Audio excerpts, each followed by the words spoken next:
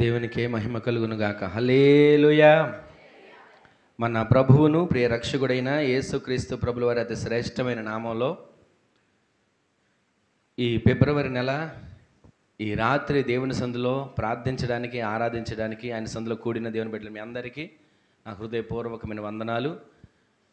ఈ విధంగా ఇక్కడ నిలబడడానికి దేవుడు అవకాశాన్ని కలుగు చేశాడు. అలాగే ఇమ్మానుయేల్ అన్న ఫోన్ చేసి రమ్మని చెప్పి అన్న ఈటి అవకాశాన్ని కలుగు చేశారు. ఇమ్మానుయేల్ అన్నకు, అలాగే అమ్మగారికి, అమ్మకి, అందరికీ హృదయపూర్వకమైన వందనాలు.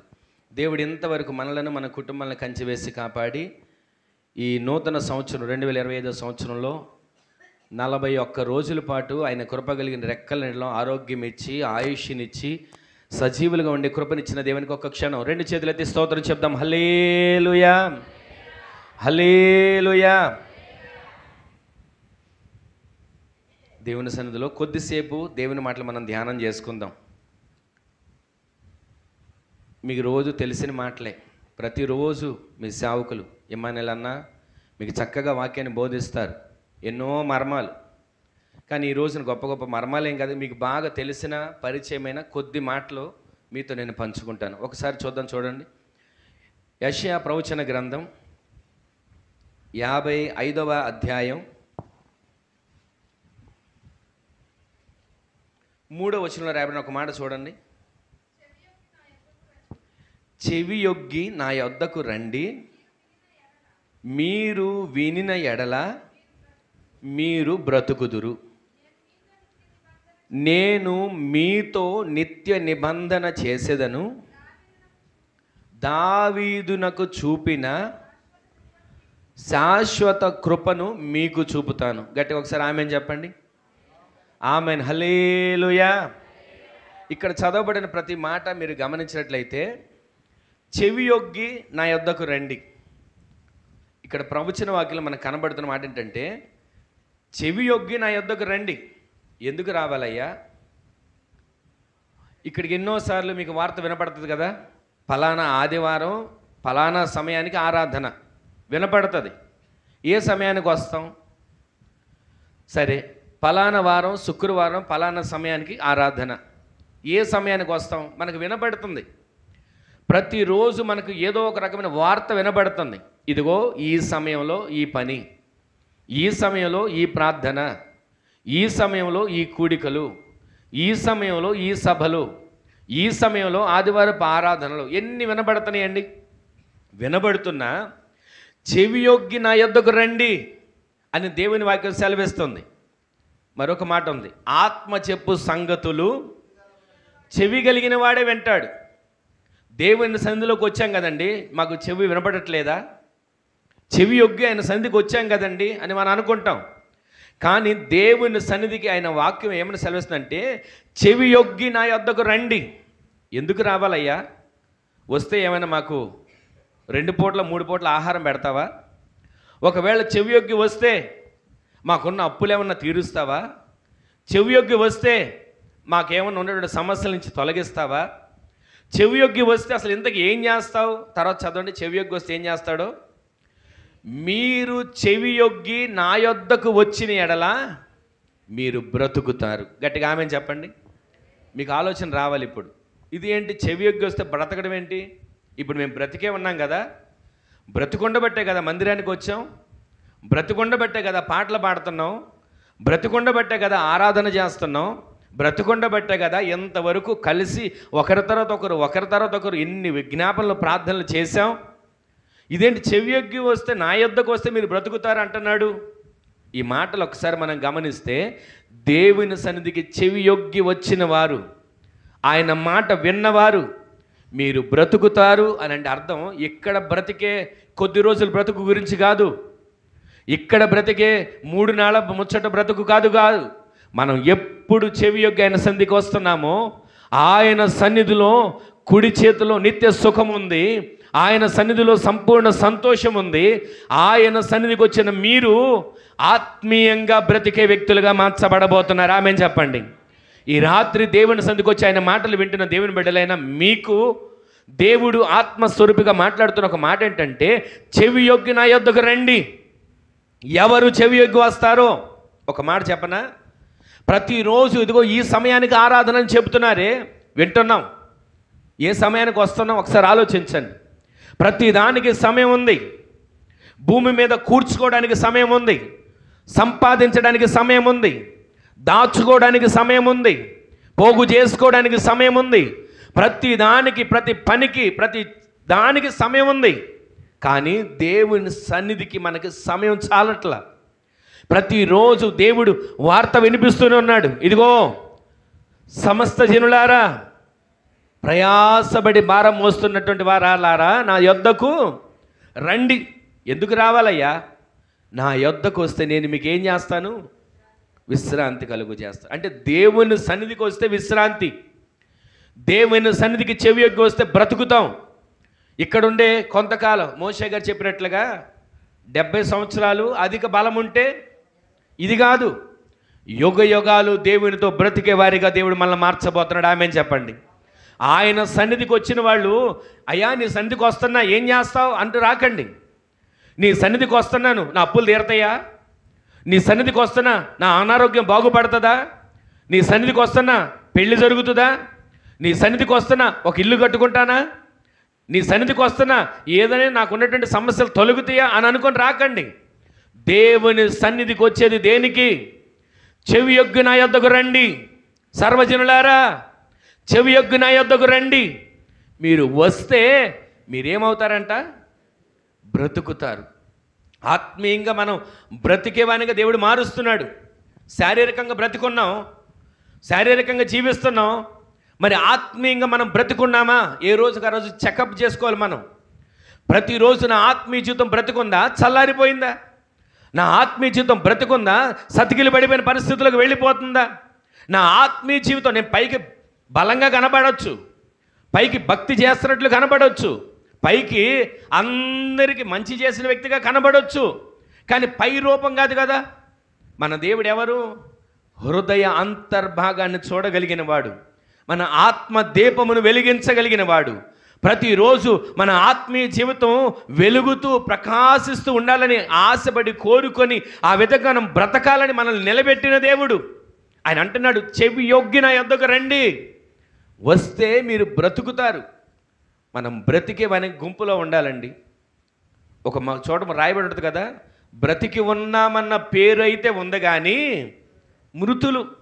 ఎందుకని? బ్రతికున్నట్లు పేరుంది, ఆధార్ కార్డులో పేరుంది, ఇంటి పేరుంది, ఇంకా మనం చూసుకుంటే అన్ని ఆస్తుల పేర్లు ఉన్నాయి, కానీ జీవిస్తున్నామన్న పేరు ఉంటే సరిపోదు.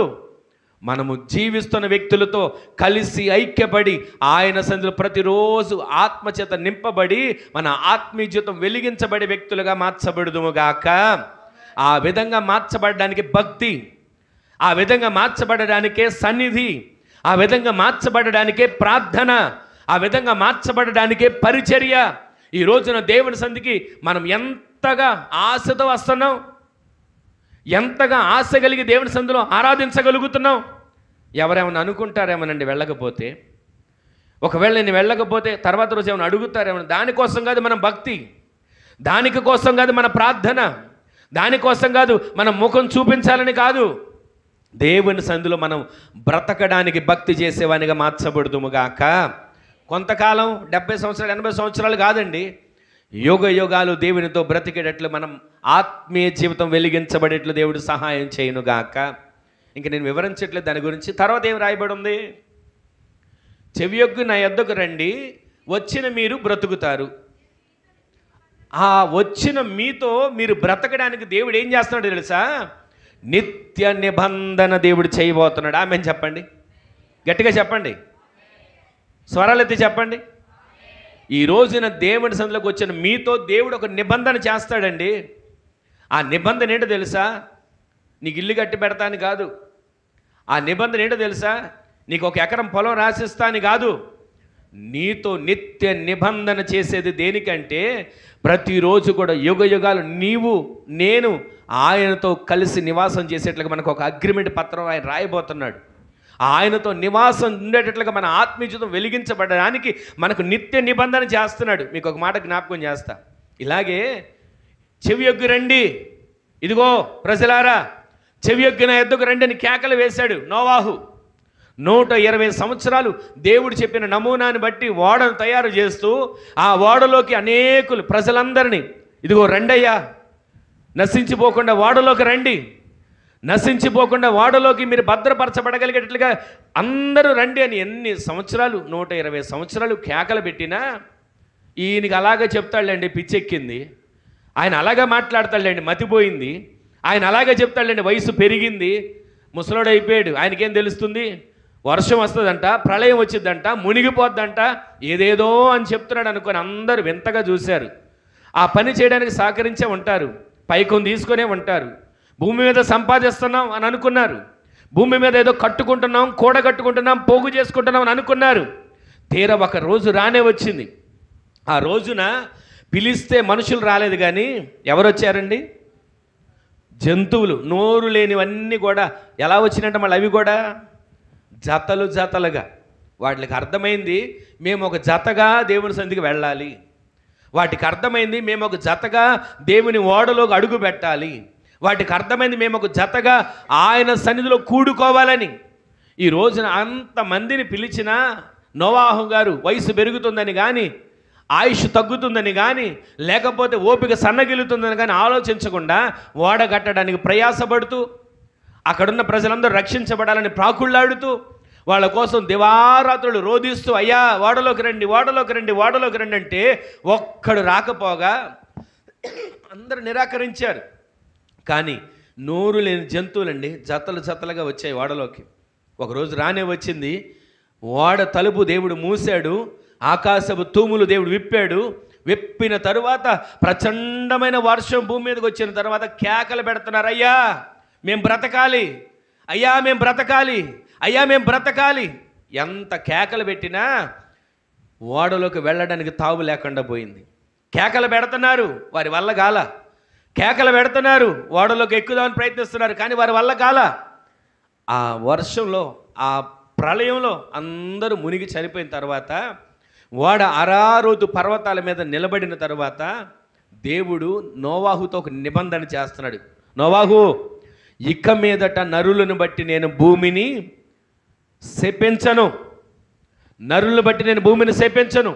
ఒకప్పుడు ఆదామును బట్టి భూమిని శపించా, ఇదిగో ఇప్పుడున్నటువంటి ప్రజల తీరును బట్టి ఎవరైనా కనబడతారేమో చెవియొగ్గిన వారు, ఎవరైనా కనబడతారేమో బ్రతికేవారు, ఎవరైనా కనబడతారేమో ఓడలోకి వచ్చేవారని ఎంతగా వేచి చూశాడు దేవుడు. ఒక్కరు కూడా రాకపోయేసరికి ప్రళయం వచ్చి భూమి అంతా నాశనం అయిపోయింది. దేవుడు పశ్చాత్తాపడుతున్నాడు, ఇదిగో ఇక మీదట నరులను బట్టి నేను భూమిని శపించను, నేను మీతో ఒక నిత్య నిబంధన చేస్తున్నాను. ఆమేన్ చెప్పండి. ఏం చేశాడంటే నిత్య నిబంధన చెప్పండి. ఒక ఇంద్రధనస్సు వచ్చిందండి. ఎప్పుడైనా నాకు ఒకవేళ కోపం వచ్చి మళ్ళా భూమిని ప్రళయం వచ్చి ముంచేస్తానేమో, అలాంటి పరిస్థితి కనుక వస్తే వెంటనే ఇంద్రధనస్సు మేఘంలోకి వస్తుంది, దానిని చూసి నా నిబంధన నేను జ్ఞాపకం చేసుకుంటా.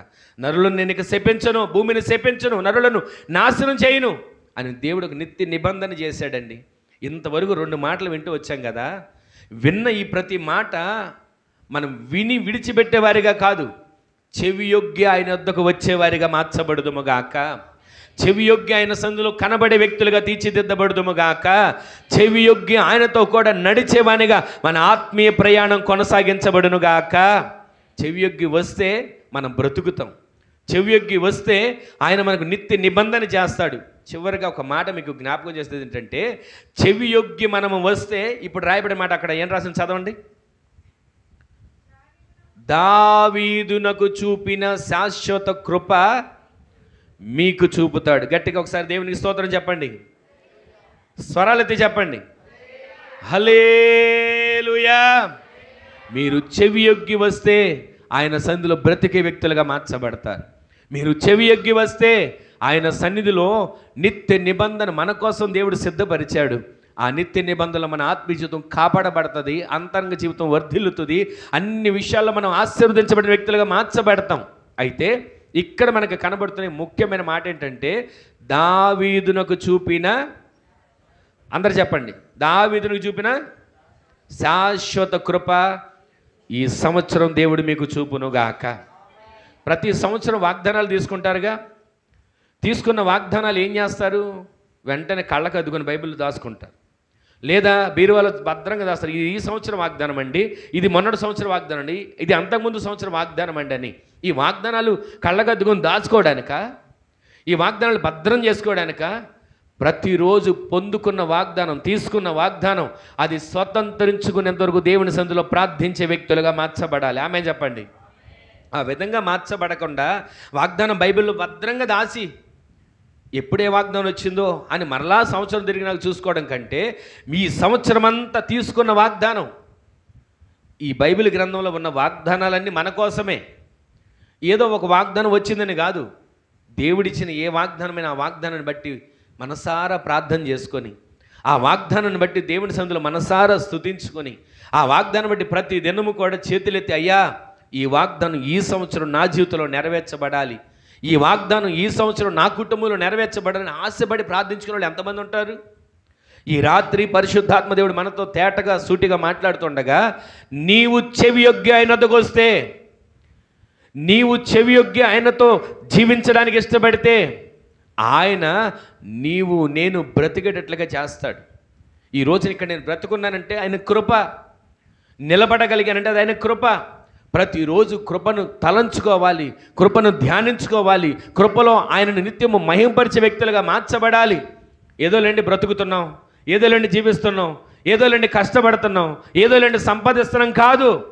మనం బ్రతికే బ్రతుకు ద్వారా దేవుని నామం మహింపరచబడాలి. ఆమె చెప్పండి. మనం జీవించే జీవితం ద్వారా ఎవరికో గొప్పలు రావక్కర్లేదండి, మనల్ని ఎవరు పొగడక్కర్లా. దేవుని నామం మహింపరచబడేట్లా మనం జీవించుదుముగాక. ప్రతిరోజు మన నిరీక్షణ ఒక్కటే, ఏనాటికైనా ఆయనతో జీవించాలి, ఏనాటికైనా ఆయనతో మనం కలిసి ఉండాలి, ఏనాటికైనా నా గమ్యం అదే, ఏనాటికైనా నా ఇల్లు అదే, ఏనాటికైనా నా స్థానం అదే. ఈ నిరీక్షణతో అడుగులు వేయండి, ఆ నిరీక్షణ మిమ్మల్ని సిగ్గుపరచదు. ఆమె చెప్పండి. ఈ రాత్రి వినబడుతున్న ప్రతి మాట మీ హృదయం అనే పలక మీద భద్రపరచబడునుగాక. చెవి యొగ్గి ఆయన వద్దకు రండి, ఆయన మిమ్మల్ని బ్రతికిస్తాడు. చెవి యొగ్గి ఆయన వద్దకు రండి, ఆయన నిత్య నిబంధన మీతో చేస్తాడు. చెవి యొగ్గి ఆయన వద్దకు రండి. ఇప్పుడు ఆయన మీకు చేసేది ఏంటో తెలుసా? దావీదునకు చూపిన శాశ్వత కృప మీకు చూపుతాడు. ఆశ ఉందా? చెప్పండి, ఆశ ఉందా లేదా? లేదండి. ఆశ ఉంది అని అంటున్నారు కదా. ఆశ ఉంటే దేవుడు మనల్ని ఆశీర్వదిస్తాడు. ఆశ లేని వాళ్ళనంట దేవుడు కూడా ఆశీర్వదించలేడు. అందుకే ప్రతిరోజు ఆశపడండి. పాటలు కూడా ఉంటాయి కదా, ఆశగా ఉందయ్యా, ఆశగా ఉంది అని పాటలు పాడతారు. కానీ పాట పాడటం మాత్రమే కాదు, ఆశ మనలో ఉండాలి. ప్రతిరోజు నిరీక్షించాలి, ప్రతిరోజు ఎదురు చూడాలి, ప్రతిరోజు ఆయన సందులో ఆశతో కనిపెట్టాలి. ఇంతకీ దావీదునికి చూపిన శాశ్వత కృప మనకి ఎలా వస్తుంది? సన్నిధికి వచ్చాం, చెవియొగ్గి బ్రతికిస్తున్నాడు. సన్నిధికి వచ్చాం, చెవియొగ్గి నిత్య నిబంధన చేస్తున్నాడు. సన్నిధికి వచ్చిన మనతో ఒక వాగ్దానం చేస్తున్నాడు. ఏమిటా వాగ్దానం అంటే, ఇదిగో ఈ రాత్రి దేవుని సన్నిధిలో నిలిచిన వారులారా, దూరాన సమీపాన ఆయన మాటలు ఆలకిస్తున్న వారులారా, ఈ రాత్రి దేవుడిచ్చే ఒక ఉన్నతమైన విలువైన మాట ఏంటంటే, దావీదునకు చూపిన శాశ్వత కృప మీకు చూపుతానంటున్నాడు. ఆ కృప చూపుతానన్న దేవుడు మనకి కృప చూపుతాడు. మామూలు కృప కాదు, శాశ్వతమైన కృప. అట్టి శాశ్వతమైన కృప కావాలంటే మనం ఏం చేయాలి? ఇంతకీ దావీదు గారు ఏం చేశాడు? ఏం చేస్తే ఈ కృపను పొందుకున్నాడు? ఎంత కృప ఆయన అనుభవించగలిగాడు? మీకు క్లుప్తంగా మూడు విషయాలు మీకు జ్ఞాపకం చేస్తాను. ఇంతకీ దావీదు గారు ఎంత కృపను పొందుకోవడానికి కారణం ఏంటి ఆలోచించారు ఎప్పుడైనా? దావీదు గారు శాశ్వతమైన కృపను పొందుకున్నాడు అంటండి. మరి ఈరోజు దేవుని సన్నిధికి వస్తున్నాం, కొంచెం కృప ఉంటే చాలయ్యా, కొంచెం నాకు కృప దయచేయ్యా. ఆయన కొంచెం అని కొలతతో ఇచ్చేవాడు కాడు. నీవు అడగడం ప్రారంభిస్తే నీకు, నీ కుటుంబానికి, నీ బిడ్డలకు, నీ సంతానానికి, నీ తరతరాలకు కొలత లేని శాశ్వత కృప దేవుడు అనుగ్రహించబోతున్నాడు. ఆమె చెప్పండి. విశ్వసించిన వారు అందరూ మరొకసారి ఆమె చెప్పండి. ఈ రోజున దేవుని సన్నిధికి వచ్చి ఏదోలేండి వచ్చాం, కొంచెం అవసరాలు తిరిగితే చాలా అనుకోకండి. ప్రతిరోజు మీరు ఒక ఆశతో ప్రార్థన చేసుకోవాలి. దావీదునకు చూపిన ఎట్టి కృప, అట్టి శాశ్వతమైన కృప నా కుటుంబానికి కావాలన్న వాళ్ళు ఆమె చెప్పండి. అట్టి ప్రార్థన మీరు చేయడం మొదలు పెట్టండి. ఇంతకీ దావీదునకు అట్టి శాశ్వత కృప చూపడానికి కారణాలు ఏంటి? ఎందుకు మనకు తెలిసిన చరిత్రే దావీదు గారి చరిత్ర. అయితే ఆ చరిత్ర అంతా నేను మీకు జ్ఞాపకం చేయట్లేదు, కానీ క్లుప్తంగా మూడు విషయాలు మీ మనసులో నాటుకు ఉండే విషయాలు మీకు జ్ఞాపకం చేస్తా.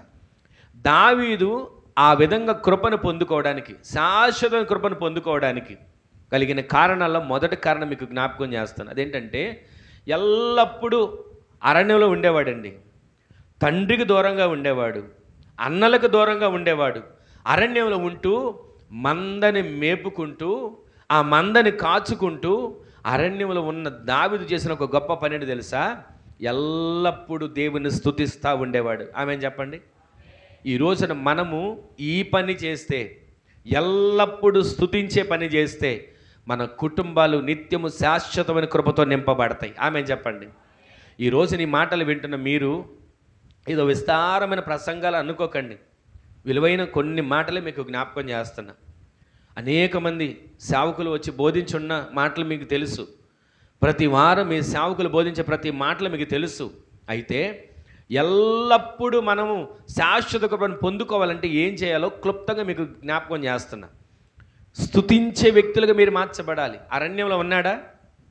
23 కీర్తనలు ఏముంటుంది? యెహోవా నా కాపరి, నాకు లేమి కలగదు. అంటే ఏం కలగదని? కొదువ అనేది కలగదు. ఆమె చెప్పండి. ఈ రోజున ఆయన మీకు కాపరిగా ఉంటే మీకు కొదువు కలగదు. మరొక మాట అంటాడు, పచ్చిక గల చోట్ల ఆయన నన్ను పరుణ చేస్తున్నాడు, శాంతికరమైన జలముల యొద్ద నన్ను నడిపిస్తున్నాడు. ఎన్ని మాటలు ఉన్నాయండి. గాఢాంధకారమైన నాకు భయం ఉండదు, అరణ్యమైన నాకు భయం ఉండదు, ఏ అపాయానికి అయినా వచ్చినా నాకు భయం ఉండదు, సింహం వచ్చినా భయం ఉండదు, ఎలుగుబండి వచ్చినా భయం ఉండదు, శత్రువు వచ్చినా భయం ఉండదు, ఎదురుగా గొల్యాతు వచ్చి నిలబడి నాకు భయం ఉండదు. దేనికో తెలుసా? ఆయన నా కాపరిగా ఉన్నాడు. ఆమెను చెప్పండి. ఈ రోజున ప్రభు అయిన యెహోవా, ప్రభు అయిన యేసు క్రీస్తు ప్రభుల వారు ఈ రోజు నుంచి మీకు, మీ కుటుంబాలకు పరిచర్యకు కాపరిగా ఉండునుగాక. ఆయన కాపరిగా ఉంటే మీకు ఏం కలగదు? ఇంకా కొదువ అనేది కలగదు, భయం అనేది కలగదు. ఈ రోజున దేవుని సందులో ఆయన కాపరిగా ఉండాలని కోరుకుంటున్నారా? దావీదునకు చూపిన శాశ్వత కృప నమ్మకు కావాలి అని ఒక మాట అంటే సరిపోద్దా? ఆ విధంగా దావీదు ఎలా నడుచుకున్నాడో, ఎలా జీవించాడో, ఎలా ఆయన పరుగులు తీశాడో, ఏ విధంగా మనం అలా చేస్తే అట్టి కృపను పొందుకుంటామో మనం ధ్యానించాలి. దావీదునకు చూపిన శాశ్వత కృప మొట్టమొదటి మనం ధ్యానిస్తున్నాం. స్తుతించాడు. అరణ్యంలో కూడా స్తుతిస్తున్నాడండి. ఎండకు ఎండుతున్నా స్తుతిస్తున్నాడు, వర్షానికి తడుస్తున్నా స్తుతిస్తున్నాడు, మంచుకు నానిపోతున్నా స్తుతిస్తున్నాడు. ఆయనకు వచ్చిన పని ఏంటంటే, ఎల్లప్పుడూ నేను దేవుని స్తుతిస్తాను. ఆమె చెప్పండి. పాటలు కూడా ఉన్నాయి కదా, నేను ఎల్లప్పుడూ యెహోవాను స్తుతిస్తాను, సన్నుతిస్తాను. ఈ రోజున మనము ఎల్లప్పుడూ స్తుతిస్తున్నామా? చెప్పండి. ఎంతసేపు స్తుతించగలుగుతున్నారు? ఏమంటే, నేను రోజుకి ఇన్నిసార్లు స్తుతిస్తానండి, ఇన్నిసార్లు నేను స్తుతిస్తానని అనుకుంటున్నాం. అసలు దేవుడు ఆరోగ్యం ఇచ్చినందుకు, ఆయుష్ ఇచ్చినందుకు ఆయన స్తుతించాలి. లేచి లేవడంతో ఆయనను స్తుతించాలి. పనులకు వెళ్తున్నా, ఉద్యోగాలకు వెళ్తున్నా, వ్యాపారాలకు వెళ్తున్నా ఆయన స్తుతించాలి. స్తుతుల ద్వారా ఒక దుర్గాన్ని నీ ఇంట్లో స్థాపించుకోవాలిగా. ప్రతిరోజు నీ ఇంట్లో దుర్గం ఉండాలి. ఏంటిది అది? స్తుతి అనే దుర్గం నీ ఇంట్లో స్థాపించబడును గాక. ఆ విధమైన స్తుతి నీ ఇంట్లో స్థాపించబడితే శత్రువు ఎలా వస్తాడు? ఇంకా స్తుతి లేకపోవడం వలన శత్రువు వస్తున్నాడు. స్తుతి లేకపోవడం వలన సమస్యలు వస్తున్నాయి. స్తుతి లేకపోవడం వలన ఉపద్రవాలు వస్తున్నాయి. స్తుతులు లేకపోవడం వలన శత్రువు వచ్చి అంటాడు, ఇక నాకు ఇక్కడ ఖాళీగానే ఉంది, పరిస్థితి అంతా, ఇల్లంతా ఖాళీగానే ఉంది, స్తుతించే వాళ్ళు లేరు, ఇక నాకు ఇదంతా పడకేసినట్లుగా ఉంది, మంచి పొరుపేసినట్లుగా ఉంది, పడుకుంటా అనుకుంటాడు. ఈ రోజున శత్రువు రాకుండా ఉండాలంటే మీరు మీ ఇంట్లో మీరు చేసే ప్రతి పనిలో ఎల్లప్పుడైనా స్తుతిస్తూ, ఆరాధిస్తూ, మహింపరిచే వారిగా మార్చబడుదురుగాక. అలా మీరు మార్చబడితే స్తుతించే మిమ్మలను క్షణం కూడా దాటి ఆయన బయటకు వెళ్ళడండి. మీరు ఎంతగా స్తుతిస్తారో మీకు ఒక ఆలోచన రావచ్చు. ఏమంటే, ఎప్పుడు స్తుతించాలి, ఎలా స్తుతించాలి, మాకు ఏమైనా తెలియదు కదని అనుకుంటారు. ప్రతి సమయమందును నడుస్తున్నా స్తుతించండి. వ్యర్థమైన మాటలు మాట్లాడడం కన్నా, వ్యర్థమైన విషయాలు చర్చించి ఆలోచించడం కన్నా దేవుని స్తుతించడం మొదలు పెట్టండి. ఈరోజు తారీఖు వేసుకోండి. ఈ రోజు నుంచి మీరు స్తుతించడంలో ముందుండాలి. దేవుని సన్నిధిలో ఆయనకి కనబడే వారిగా మీరు మార్చబడాలి. ఆమె చెప్పండి. ఈ రాత్రి నుంచి మీరు ఒక తీర్మానం చేసుకోవాలి. నేను ఎల్లప్పుడూ నిన్ను స్తుతిస్తాను అనేవాళ్ళు ఆమెను చెప్పండి. మీరు నాతోగా తీర్మానం చేసింది, దేవునితో తీర్మానం చేశారు. మీ నోట ఎల్లప్పుడూ స్తుతుల ధ్వనులు వినబడును గాక. స్తుతిస్తే ఏం జరుగుద్ది? ఇశ్రాయేలు ప్రజలకు ఎర్ర సముద్రం అడ్డుగా వచ్చింది. సమస్యలు ఎదురుగా వచ్చినప్పుడు వాళ్ళు ఏం చేస్తున్నారు తెలుసా? సణుగుతున్నారు. సణుగుతూ గొణుగుతూ ఉంటే దేవుడు మోషేతో ఒక మాట చెప్తాడు. మోషే, ఎందుకు ఆగిపోయారు? సాగిపోండి. నీ చేతిలో ఏముంది? అయ్యా, నా చేతిలో కర్ర, దానిని సముద్రం వైపు చాపు, ఆ సముద్రం వైపు నీ కర్ర చాపు అని చెప్పగానే ఆ సముద్రం వైపు కర్ర చాపగా రాత్రంతా బలమైన గాలి ద్వారా సముద్రం పాయలుగా మార్చబడింది. ఈ రోజున నీ ఇంట్లో నీవు స్తుతించగలిగితే ఎలాంటి ఎర్ర సముద్రం పరిస్థితి వచ్చినా, ఎలాంటి ఎర్ర సముద్రం లాంటి అననుకూలతలు వచ్చినా, ఎలాంటి ఎర్ర సముద్రం లాంటి ఆటంకాలు వచ్చినా మీరు స్తుతించడం మొదలు పెట్టండి. సమస్య మీకు తెలియకుండా తరమ కొట్టబడేట్లుగా దేవుడు చేయబోతున్నాడు. ఆమెను చెప్పండి. ఈ రాత్రి మీరు స్తుతించే గుంపులో ఉండాలండి. ఇంకా ముందుకు వెళ్ళారా? ఏమడ్డొచ్చింది? ఎరికో గోడలు అడ్డొచ్చాయి.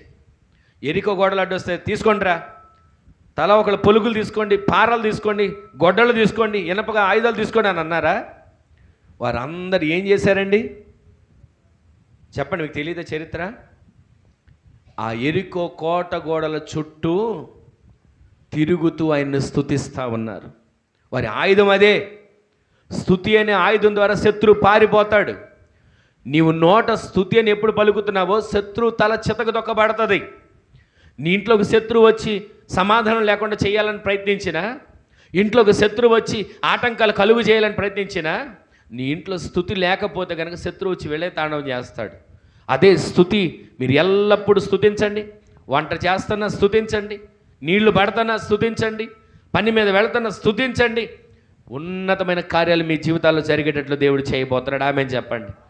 ఈ రాత్రి నుంచి మీ ఆలోచనలో ఒక మార్పు కలగాలి, మీ పద్ధతుల్లో ఒక మార్పు కలగాలి, మీ ప్రయత్నాల్లో ఒక మార్పు కలగాలి. ఏ పని చేసినా స్తుతిస్తూ చేయండి. ఒకవేళ అనారోగ్యం ఉందా, స్తుతిస్తూనే ఉండండి. ఆ అనారోగ్యం కూడా దేహాన్ని విడిచిపెట్టి ఆరోగ్యంగా మార్చబడుతుంది. ఆమెను చెప్పండి. అలాంటి వ్యక్తులుగా మన ఆత్మీయ జీవితం మార్చబడును గాక. మీరు స్తుతించడం మొదలు పెడితే మీ నోట వచ్చిన స్తుతుల ద్వారా యోర్ధాను ఏకరాశిగా మార్చబడాలి. మీ నోట వచ్చిన స్తుతుల ద్వారా ఎర్ర సముద్రం పాయలు చేయబడాలి. మీ నోట వచ్చిన స్తుతుల ద్వారా ఎరికో కోట గోడలు పునాదులు కదిలి మీకు మార్గం ఏర్పరచబడేటో నా దేవుడు చెయ్యనుగాక. ఆ విధంగా చెయ్యాలంటే మీరు స్తుతించే వ్యక్తులుగా ఉండాలి. దావీదు అరణ్యంలో స్తుతిస్తూ ఉన్నాడు. స్తుతిస్తూ ఉన్నటువంటి దావీదుకి ఒకరోజు కబురు వచ్చింది. అయ్యా, మీ నాన్నగారు పిలుస్తున్నారు, మీ నాన్నగారు రమ్మని కబురు చేస్తున్నారు, నన్ను ఎందుకు రమ్మన్నారా అనుకుని బయలుదేరాడు. అక్కడికి దేవుడు చెప్తే సమూయేలు ప్రవక్త వెళితే, ఇదిగో నీ బిడ్డని నేను అభిషేకించడానికి వచ్చానంటే, తండ్రి అనుకున్నాడు యుద్ధాలు నేర్చుకున్నవాడు నా పెద్ద కొడుకు, వీడిని తప్ప ఇంకెవరిని అభిషేకిస్తాడు అనుకొని పిలిచాడు. సమూయేలు గారు కూడా చూసి ఆశ్చర్యపడిపోయాడు. ఆహా, ఎంత ఎత్తున్నాడు, ఎంత బలం ఉన్నాడు, ఎంత రంగు ఉన్నాడు అనుకొని ఇతడేనేమో దేవుడు కోరుకున్నవాడు అనుకున్నాడు. అనుకోగానే దేవుని స్వరం పడుతుంది. సమూయేలు, ఆగు, కొంచెం ఆగు. పై రూపాన్ని చూస్తున్నావా, ఎత్తును చూస్తున్నావా, బలాన్ని చూస్తున్నావా, అందాన్ని చూస్తున్నావా? నేనెవరినో తెలుసా? పై రూపాన్ని చూసేవాడిని కాదు, హృదయ అంతర్భాగాలను గమనించేవాడిని అని చెప్పగానే, సరే ఇతను కాదంటయ్యా, ఇలా రెండో కొడుకు, మూడో కొడుకు, అలా వరుసలు ఒకరి తర్వాత ఒకరు వస్తే సమూయేలు గారు అంటున్నాడు, ఈ వీళ్ళైనా ఇంకెవరైనా నీ కొడుకులు ఉన్నారంటే తండ్రి కూడా మర్చిపోయాడు ఒక కొడుకు ఉన్నాడని. ఇక్కడున్న వాళ్ళనే చూపిస్తున్నాడు. అప్పుడు అంటాడు, కడసారి వాడు ఒకడున్నాడయ్యా, కడసారి వాడు ఒకడున్నాడు, వాడు మందను కాస్తున్నాడు, పిలిపించండి త్వరగా. వెంటనే కబురు వచ్చింది. దావీదు వస్తూ ఉండగా అల్లంత దూరంలో ఉండగానే దేవుడు మాట్లాడుతున్నాడు, సమూయేలు, నేను కోరుకున్నవాడు ఇతడే, వెళ్ళు, నీ కొమ్మును తైలంతో నింపు, తన తల మీద అభిషేకంతో నింపు.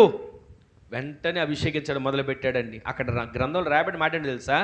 అభిషేకించబడింది ఎప్పుడైతే అభిషేకించబడ్డాడో నాట నుండి ఆత్మ దావీదుని మీద బలముగా దిగి వచ్చింది. ఆమెను చెప్పండి. ఈ రోజున స్తుతించే వాళ్ళ మీద ఆత్మ దిగి వస్తుంది. స్తుతించే వాళ్ళు బలమైనటువంటి ఆయుధాలుగా మార్చబడతారు. స్తుతించే వాళ్ళు శత్రు గోడలు కోల్చగలుగుతారు. స్తుతించే వాళ్ళు ఆటంకాలను దాటగలుగుతారు. స్తుతించే వాళ్ళు ఎలాంటి సమస్యనైనా సునాయాసంగా వెళ్ళగలుగుతారు. ఈరోజు చిన్న సమస్య చూసి భయపడిపోతున్నారా? స్తుతించడం మొదలు పెట్టండి. అందరూ యుద్ధంలో అందరూ యుద్ధ వీరులు ఉన్నారు. సౌలు రాజు కూడా ఉన్నాడు. కానీ డేరాలో దాక్కొని అంటున్నాడు, ఇదిగో వాడు ఎదురు నేను నిలబడలేం. వాడి ఎత్తు ఎంత, వాడి బలం ఎంత, వాడికి వేసుకున్న కవచం ఎంత, వాడు పెట్టుకున్న కిరీటం ఎంత, వాడు తెచ్చిన కత్తి ఎంత, వాడి పక్కన ఉన్న డాల్ ఎంత, వీటిని కొలిచి కొలిచి కొలిచి వాటిని ఎత్తు చేస్తున్నారు. మనం ఎన్నోసార్లు సమస్యని గొప్పదిగా మాట్లాడుతుంటాం. ఒక మాట మీకు చెప్తాను వినండి. మన ఎదురుగా ఉన్న సమస్య కంటే మన పక్షానున్న దేవుడు గొప్పవాడు. ఆమేన్ చెప్పండి. ఈ రాత్రి మీరు ఒకటే గుర్తుపెట్టుకోండి, సమస్యను చూసి భయపడొద్దు. సమస్యలు ఎవరికి లేవండి? పరిస్థితులు అననుకూలంగా ఎంతమందికి లేవు? ఆర్థిక ఇబ్బందులు ఎంతమందికి లేవు? బలహీనతలు ఎంతమందికి లేవు? వాటిని చూసి భయపడొద్దు. స్తుతిస్తూ ఆత్మీయ జీవితాన్ని ముందుకు కొనసాగించండి. దావీదునకు చూపిన శాశ్వత కృప దేవుడు మీకును చూపునుగాక. ఆ విధమైన కృప మనకు చూపాలంటే ప్రతిరోజు ప్రతి క్షణం దేవుడిని స్తుతించే గుంపులో మనం ఉండాలి. స్తుతించడానికి మనము ఆతురపడాలండి. స్తుతించడానికి మనం సిద్ధపడాలి. ఎల్లప్పుడూ మన నోట ఖాళీగా ఉండి వ్యర్థమైన మాటలు మాట్లాడడం కంటే మన నోటితో స్తుతించడం మొదలుపెట్టి చూడండి, విప్లవాత్మకమైన కార్యాలు మీ కుటుంబాల్లో ప్రారంభించబడును గాక. మీరు స్తుతించడం మొదలు పెట్టండి, ఆశ్చర్యమైన కార్యాలు దేవుడు మీ పట్ల జరిగించును గాక. మరొకటి మీకు జ్ఞాపకం చేస్తా, ఇంకా చాలా మాటలు ఉన్నా. స్తుతించడం మనం మొదలు పెడితే దావీదునకు చూపిన శాశ్వత కృప దేవుడు చూపిస్తాడు. రెండవదిగా మనం ఏం చేయాలంటే, దావీదు గారు ఏం చేశాడు? ప్రార్థన చేసేవాడు. ఎలా? రోజుకి ఎన్నిసార్లు ప్రార్థన చేసేవాడని చెప్పేవారు దావీదు గారు? ఏమండి, రోజు దినమునకు నేను 7 సార్లు నిన్ను స్తుతిస్తున్నానయ్యా, ప్రార్థిస్తున్నానయ్యా అంటుంటాడు. దానియేలు గారేమో 3 సార్లు చేస్తూ వచ్చాడు. ప్రార్థన ఆయన చేశాడు. ఇంతకీ మనం ఎన్నిసార్లు చేస్తున్నాం ప్రార్థన? మిమ్మల్ని మీరు ఒకసారి ప్రశ్న వేసుకోండి. రోజుకి ఎన్నిసార్లు ప్రార్థన చేస్తున్నారు? 3 సార్లు చేస్తున్నారు అనుకోండి. ఎప్పుడు చేస్తారు మొదటి ప్రార్థన? ఉదయాన టిఫిన్ పెట్టగానే టిఫిన్ కళ్ళ ముందు పెట్టుకొని, అయ్యా గిన్నె నిండా ఉప్మా ఉంది, ఈ చాలనట్టు ఇంకొక 4 ఇడ్లీ కావాలి, ఇవన్నీ కూడా నేను తింటాను, అరుగుదలయ్యేటట్లుగా కార్యాన్ని చెయ్యి. ఇది ప్రార్థన, మొదటి ప్రార్థన అయిపోయింది. రెండో ప్రార్థన ఎప్పుడు చేస్తారు? టిఫిన్ అయిపోయింది కదండి. రెండో ప్రార్థన ఎప్పుడు చేస్తారు? మధ్యాహ్నం. అందరూ అదే ప్రార్థన. రెండో ప్రార్థన మధ్యాహ్నం భోజనం దగ్గర, అయ్యా ఇదిగో కంచం నిండా అన్నం పెట్టుకున్నాను, చాలు, రెండో కంచం కూడా తింటాను, ఇది కూడా అరుగుదల అయిపోయే వాళ్ళు ఆరోగ్యం కలగాలి, నాలో ఉన్న బలహీనత అంతా పోవాలి, ఇదిగో తింటుండగా బలమును శక్తిని దయచేయి. రెండో ప్రార్థన అయిపోయింది. ఇంకో 3వ ప్రార్థన ఉందండి.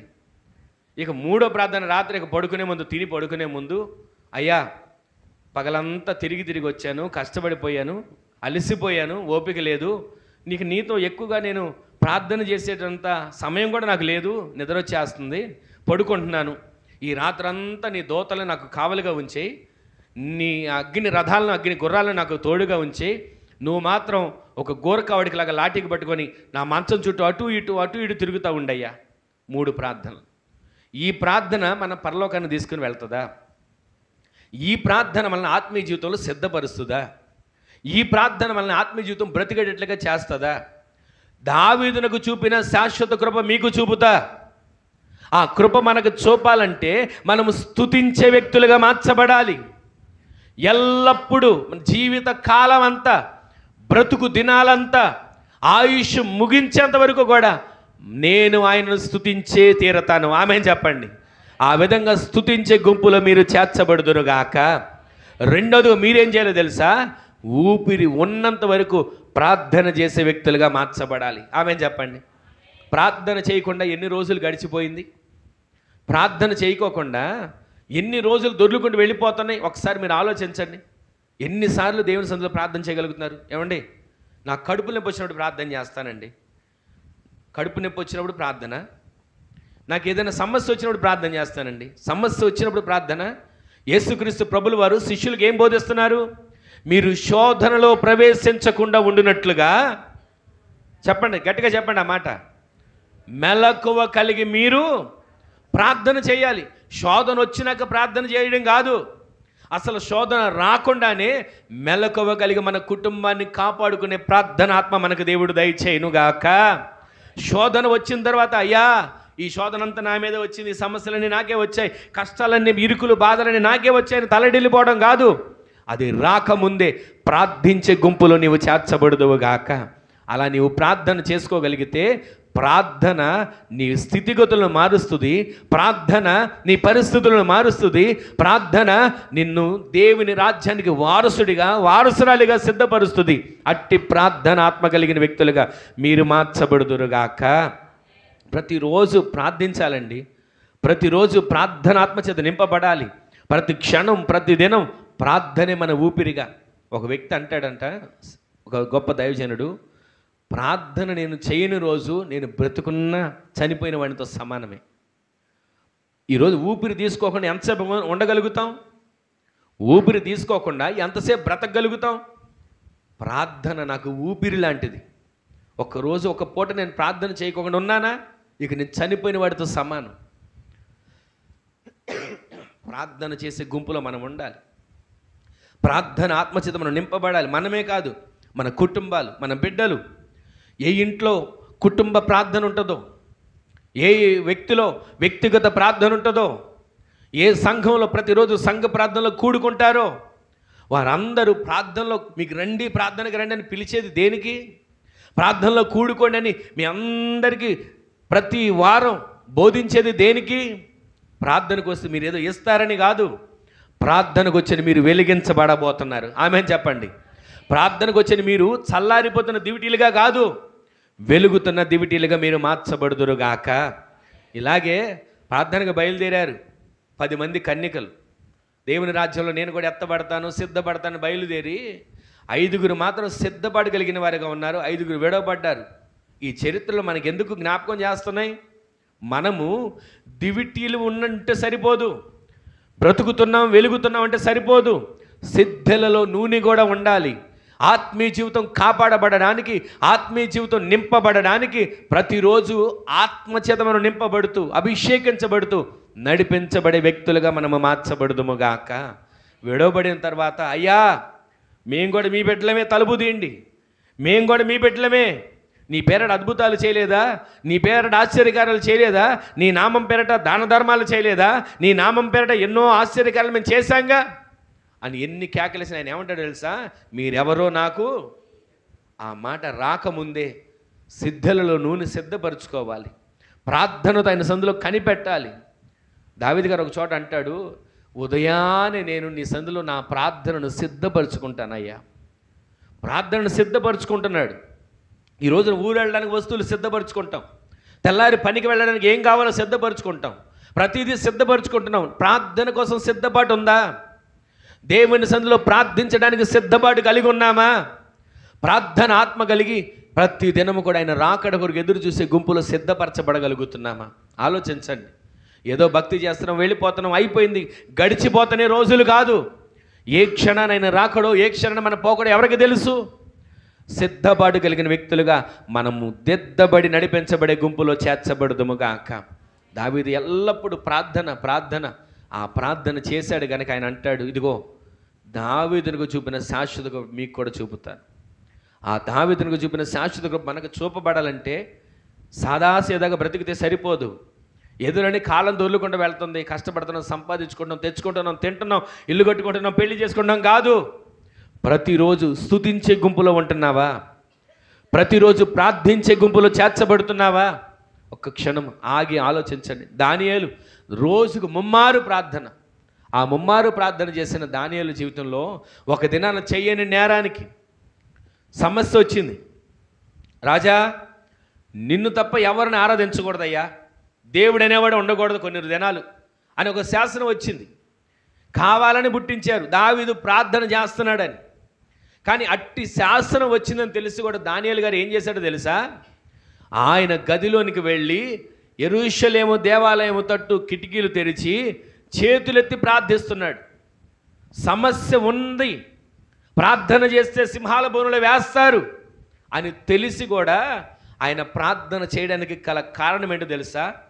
నేను నా దేవుని దృష్టికి నిర్దోషిగా కనబడాలి. ఈ రోజున ఏదైనా ఒక ఒక ఆజ్ఞ వచ్చిందనుకో, ఇదిగో ఇక ఎవరు ప్రార్థన చేయకూడదు, చేస్తే నేరం అని వచ్చిందనుకోండి, ఇక చేయడం మానేస్తారు. అసలు ఇప్పుడే ప్రార్థన చేయడానికి అలసిపోతున్నారు. ఒక చోట రాయబడి ఉంది కదా లూకాసు వార్తలో, మీరు విసుగక పట్టుదల కలిగి ప్రార్థన చేయాలి. ప్రార్థనలో విసుగు వచ్చేస్తుంది. ఎంతసేపు ప్రార్థన, ఆమె చేసినట్టు ప్రార్థన ఆపదు, ఈయన మొదలుపెట్టేటంటే ప్రార్థన ఆపడు అని ఎంత విసుగు. ప్రార్థనలు విసుగు కాదు, పట్టుదల కలిగి ప్రార్థన చేసే వీరులుగా మనము మార్చబడుదుము గాక. సంఘమైతే అతని కొరకు ఎలాంటి ప్రార్థన అండి? ఆసక్తి లేదా సాధారణ ప్రార్థన కాదు, అత్యాశక్తి ప్రార్థన చేస్తే ఏం జరిగిందండి? వారి ప్రార్థన ద్వారా పునాదులు కదిలాయి. వారి ప్రార్థన ద్వారా చెరసాల సంఖ్యలు తెంచబడ్డాయి. వారి ప్రార్థన ద్వారా ఇనప గవిని దాని అంతటకు అదే తెరుచుకుంది. పేతురు గారు వచ్చి తలుపు కొడుతూ ఉంటుంటే చిన్నది వచ్చి పలికి అంటది, పేతురు గారు వచ్చేసాడు, మన సేవకుడు వచ్చాడంటే ప్రార్థన చేస్తున్న గుంపే, అయ్యా మా సేవకుడు రావాలి, మా పేతురు గారు చెరసాల నుంచి రక్షించబడాలని ప్రార్థన చేస్తున్న వాళ్ళే. దానికి ముందు యాకోబును బంధించి ఖడ్గంతో చంపేసిన తర్వాత, యాకోబు బంధించబడినప్పుడు సాధారణ ప్రార్థన చేశారు, యాకోబును బంధించినప్పుడు మామూలు ప్రార్థన చేశారు. ఎప్పుడైతే పేతురుని బంధించారు అప్పుడు అర్థమైంది, అయ్యో యాకోబును అలాగా బంధించారు, చంపేశారు, ఇప్పుడు పేతురు గారిని కూడా చంపేస్తారని భయపడి అత్యాశక్తితో ప్రార్థన చేస్తున్నారు. కానీ వారిలో ఏమి లేదు, దేవుడి కార్యాన్ని చేస్తాడనే మనసు రాలా. ఊరుకోమ్మా చెప్పావు కానీ, పేతురు గారు వచ్చి తలుపు దగ్గర ఉన్నాడా, ఎవరి స్వరం విన్నావో, ఎవరు అనుకున్నావో అని అంటున్నారు. ఈ రోజున ప్రార్థన చేస్తున్నాం, దేవుడి కార్యాన్ని చేస్తాడని విశ్వసిస్తున్నామా? సేవకుడి దగ్గరికి వచ్చి ప్రార్థన చేయించుకుంటున్నారు, దేవుడి కార్యాన్ని చేస్తాడని విశ్వసిస్తున్నారా? ప్రతిరోజు ఏ సమస్య వచ్చినా, ఏ పని మొదలు పెట్టినా ప్రార్థన చేసుకుంటున్నారు, సేవకుని ద్వారా చేయించుకుంటున్నారు. మీలో విశ్వాసం ఉందా దేవుడి కార్యాన్ని చేస్తాడని? ఏదోలేండి చేయించుకోకపోతే పాస్టర్ గారు అని అనుకుంటారు.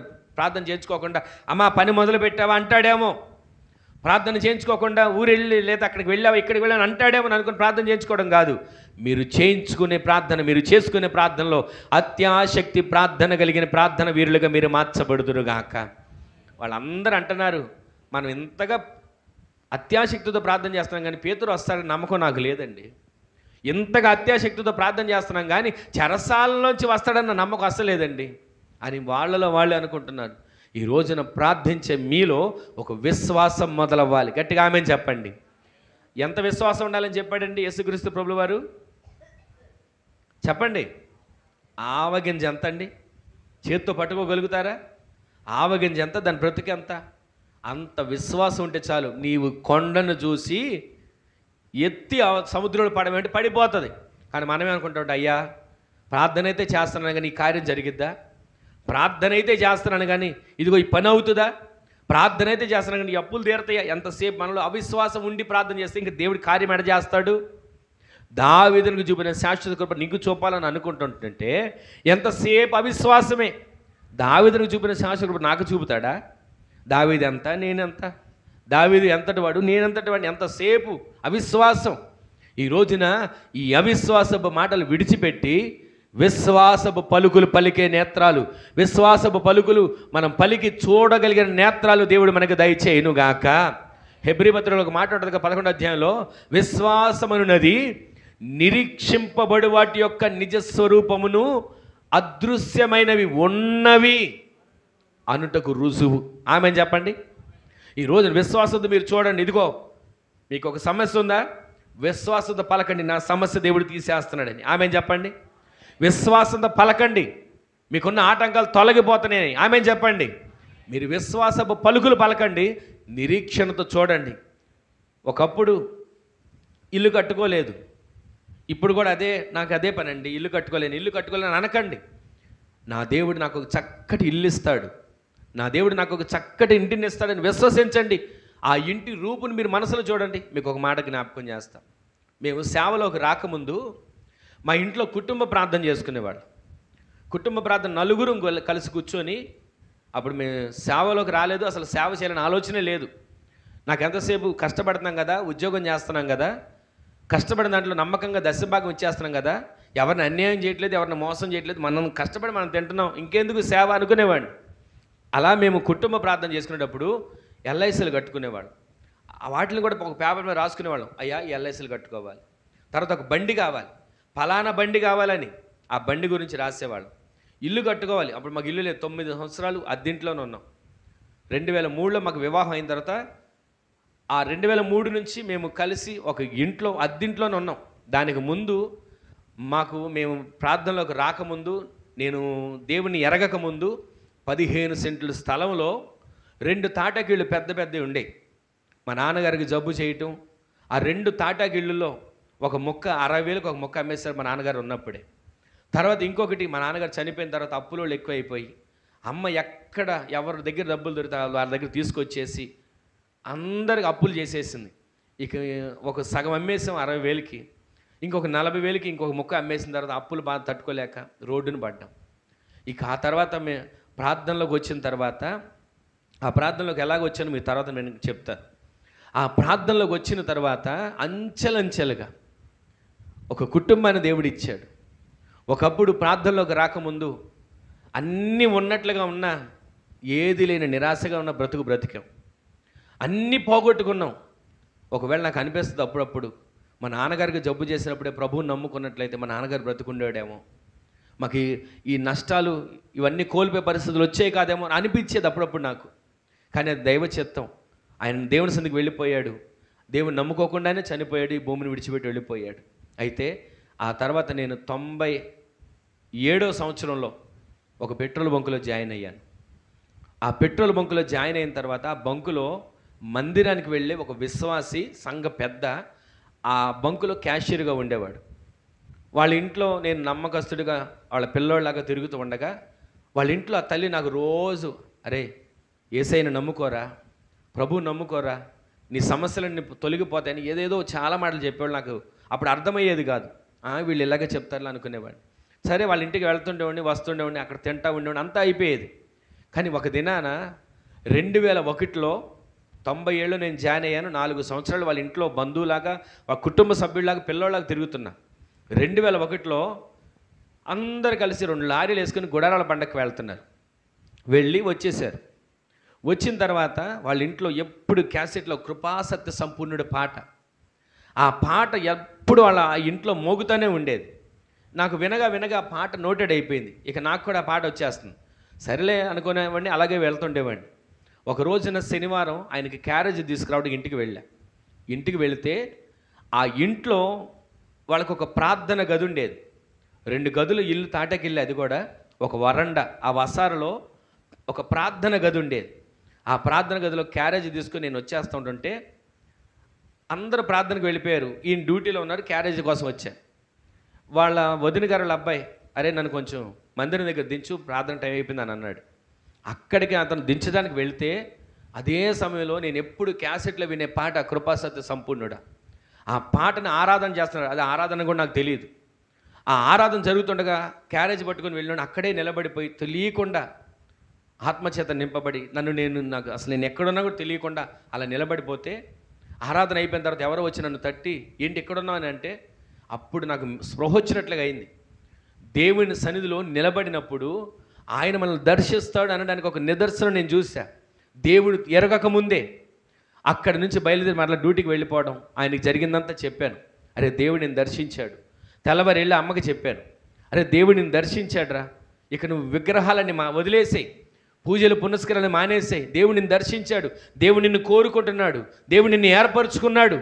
ఇవన్నీ చెప్పగా ఇక ఆ రోజు నుంచి పూజలన్నీ మానేసి ప్రార్థనకు వెళ్ళడం మొదలుపెట్టాను. వాళ్ళే నాకు బైబిల్ ఇచ్చారు. ఆ బైబిల్ తీసుకొని ప్రార్థనకు వెళ్ళడం మొదలుపెట్టాను. ఆ తర్వాత అదే 2001లో నేను ప్రార్థనకు వెళ్ళడం 3 నెలలు మొదలుపెట్టాను. 7 నెలల బాప్తిసం తీసుకున్నాను. తర్వాత అదే సంవత్సరం మేము ఉంటున్న ప్రతి పరిస్థితులను దేవుడు మారుస్తూ వచ్చాడు. 2003లో వివాహం జరగటం. అప్పటి నుంచి ఇప్పుడు నేను మీకు చెప్పేది ఏంటంటే కుటుంబ ప్రార్థన. ఒకప్పుడు ప్రార్థన తెలియదు, లోకంలో మనసుకు నచ్చినట్లుగా జీవిస్తూ సినిమాలని, షికార్లని, ఏది నచ్చితే దాని ప్రకారంగా జీవించిన జీవితంలో నుంచి దేవుడు జ్ఞాపకం చేసుకొని ఆయన ఏర్పరచుకొని ఈ విధంగా నిలబెట్టుకున్నాడు. కుటుంబ ప్రార్థనలో కూడుకొని ప్రతీది ఏది అవసరం అది ఒక పేపర్ మీద రాసుకొని అది తీరిపోయిన తర్వాత దాన్ని టిక్కు కొట్టేవాళ్ళం. మేము నలుగురు కలిసి ప్రార్థన చేసేవాళ్ళం. ఈ సమస్యలు తీర్చబడాలి, అప్పులు తీర్చబడాలి, కట్టుకోగలగాలని ప్రతిదీ ప్రార్థనే. ఆ ప్రార్థన ద్వారా ఈ రోజున ఈ విధంగా నిలబడ్డానికి దేవుడు కృప చూపించాడు. ఆ విధంగా ఒక్కొక్కటి చేసుకుంటూ మేము ఒక రూపం ఆలోచించాం. అందమైన స్లాబ్ వేసిన ఇల్లు కావాలి, మేము అలాగే కట్టుకోవాలని. మా దగ్గర పైకం లేదు. ఒక స్థలం కొనుక్కున్నాం, 3 లక్షలు పెట్టి, 3 సెంట్లు స్థలం.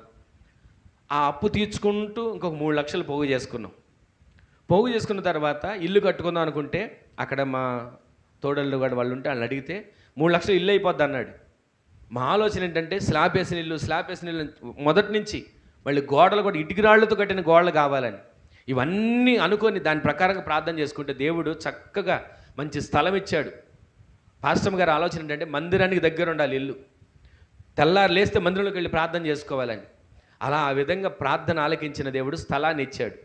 స్థలం మీద బాకీ తీరిపోయింది. మీకు ఒక మాట చెప్తాను. స్థలం కొనేటప్పుడు మా చేతులు ఎంతనో తెలుసా? 10,000తో దిగాను.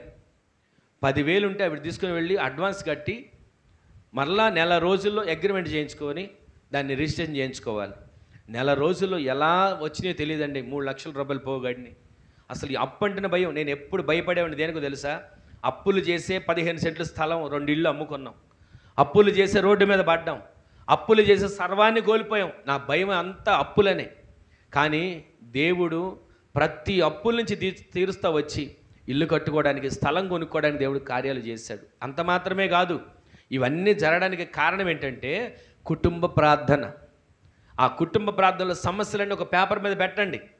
మీ ఇంట్లో చిన్న పిల్లలు ఉన్న చిన్నపిల్లలు చేతులు పెట్టించి ప్రార్థన చేయించండి, స్తుతులు చెల్లించండి. మీరు ఊహించని కార్యాలు దేవుడు మీ ఇంట్లో జరిగించునుగాక. అలా జరిగించాలంటే ప్రార్థన, కుటుంబ ప్రార్థన చాలా ప్రాముఖ్యమైనది. సాక్ష్యం చాలా ఉంది కానీ దాన్ని చెప్పట్లేదు. కానీ కుటుంబ ప్రార్థన, ఆ కుటుంబ ప్రార్థన ఉన్న ఇల్లు ఏ విధంగా ఆశీర్వదించబడతాయో మనం అనుభవించితే కానీ చెప్పలేమండి. ప్రతి ఇంట్లో కుటుంబ ప్రార్థన ఉండాలి. ప్రతి వ్యక్తిలో వ్యక్తిగత ప్రార్థన ఉండాలి. ప్రతి దినం సంఘంలో కూడుకున్నప్పుడు సంఘ ప్రార్థన, స్త్రీల ప్రార్థన, ఎన్ని ప్రార్థనలు, ప్రతి దాంట్లో పాలు పంపులు పొందాలి. ఈ ప్రార్థనలు మనం ఏదో నేర్చేసుకుంటామని కాదు, మన ఆత్మీయ జీవితం వర్ధిల్లడానికి, ఆత్మీయంగా మనం బ్రతకడానికి ప్రతిరోజు ప్రార్థించే గుంపులో మనము చేర్చబడుదుముగాక.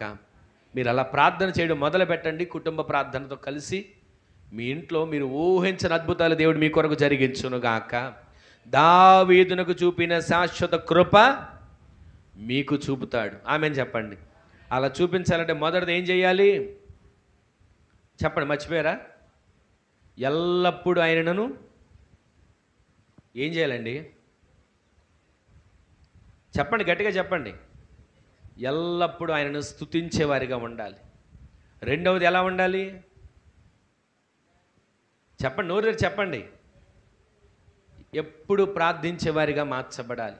చివరిగా మూడో మాట నేను చెప్పి ముగించేస్తాను. అదేంటంటే దావీదు గారు చేశాడండి అని మీరు అనుకోవచ్చు. ఒక మాట చెప్తాను. ఎల్లప్పుడూ దేవుని సన్నిధిలో వాక్యాన్ని చదవాలి. ఆమెను చెప్పండి. ఎంతమంది వాక్యం చదువుతున్నారు ప్రతిరోజు? నేను లేవగానే వెళ్ళేప్పుడు క్యాలెండర్ దగ్గర వాగ్దానం చూసుకుని వెళ్ళిపోతానండి అనుకుంటున్నారా? అది కాదు. బైబిల్ తెరిచి, పరిశుద్ధ గ్రంథం తెరిచి ఎంతమంది వాక్యం చదువుతున్నారు? ఒకసారి కీర్తనల గ్రంథం 1వ కీర్తన 2వ చరణం చూడండి, త్వరగా చూడండి.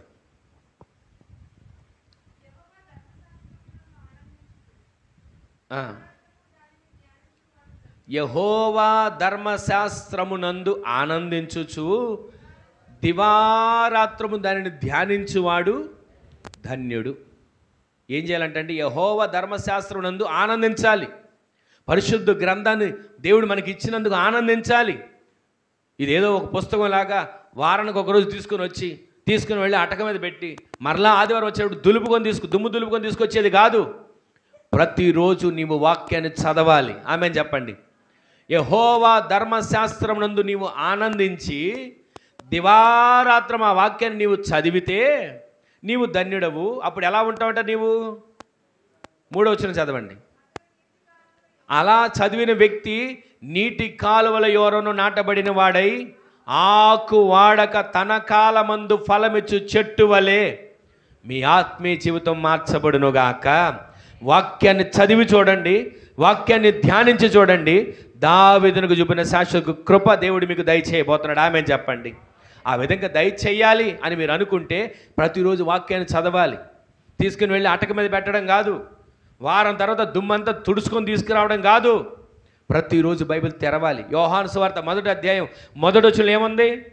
ఆది యందు వాక్యం ఉండెను, ఆ వాక్యము దేవుని యొద్ద ఉండెను, ఆ వాక్యమే, చెప్పండి, ఆ వాక్యమే ఎవరై ఉన్నారు? ఈ రోజున దేవుడై ఉన్న వాక్యాన్ని చూస్తున్నావా? పక్కన పెడుతున్నావా? దేవుడై ఉన్న వాక్యాన్ని చదువుతున్నావా? మడతపెట్టి బీరోలో పెడుతున్నావా? ఈ రోజున ఆలోచించండి.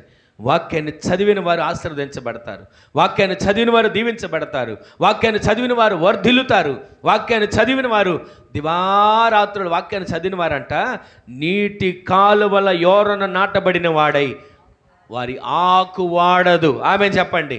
వారు ఫలాలు ఇస్తారు. ఆమె చెప్పండి. మీ ఇంట్లో ఎండిపోయిన పరిస్థితి రాదండి వాక్యం చదివితే. ఏమండి, వాక్యం చదవడానికి నాకు చదువు రాదండి అని తప్పించుకోకండి. మీ పిల్లల్ని ఖర్చులు పెట్టి చదివిస్తున్నారుగా, పిల్లలతో వాక్యాన్ని చదివించడం నేర్పించండి. వారు చదువుతుండగా మీరు వింటూ పలకండి. నోటితో మీరు పలుకుతున్నప్పుడే ఆ వాక్యము వెల్లడొకట తోడనే ఏం కలుగుతుంది? వెలుగు కలుగుతుంది.